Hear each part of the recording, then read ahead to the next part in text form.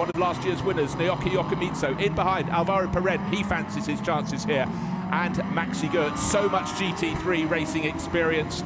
Fabulous array of cars, 30 cars, just missing one, the 87 R&B Racing Porsche that got damaged yesterday. So, all eyes on the starting gantry, waiting for those lights to go from red to green. Who's going to get the better start? Oh, Frankie Chen Kung Fu junkie out of line, waiting for it. And now, with an hour to go, off we blast. It looks though Alessio Picariello's got the job done. Trying to go the outside route, maybe the brave route is Kei Cozzolino.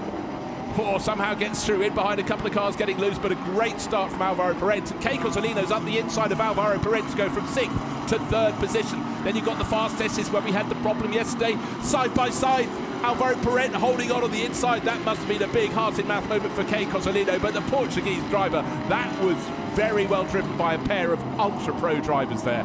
Into turn 6 we go, already starting to escape at the head of the race is Alessio Picariello. Behind the cars are 2 or 3 abreast. Now we're riding on board the 4th place Ferrari, trying its best to get past the yellow Porsche of Alvaro Perez beforehand. But what comes next? A hairpin. Those cars are separated by, what, an arm's length as they brake and get through the hairpin. Slightly banked on the exit, but going off onto the grass on the outside and losing position there. Kei Cozzolino went from 6th, almost into 3rd. Now he's back to 5th because Maxi Goetz has come through. And I tell you who's made a fabulous start. It's Michael Grenier in the 88 Mercedes, and also the D-Station Racing Aston Martin tucked in behind him.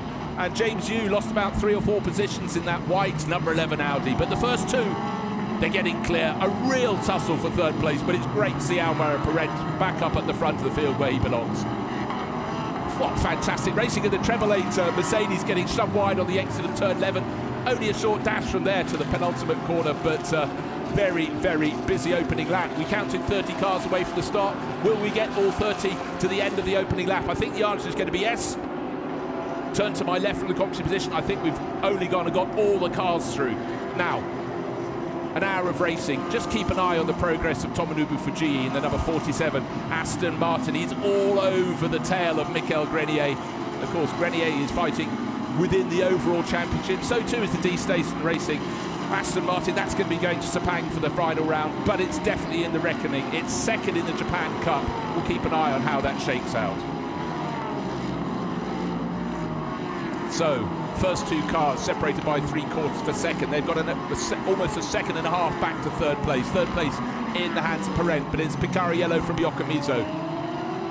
With the Japan Cup element within the overall grouping, there are so many story strands we're going to have to pick up over the course of this hour.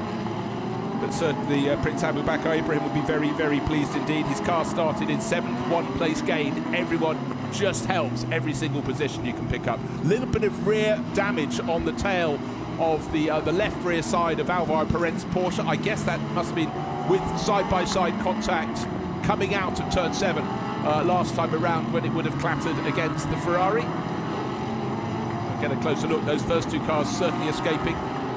Yeah, definitely a little bit of what the Americans call, there's been a bit of a fender bender.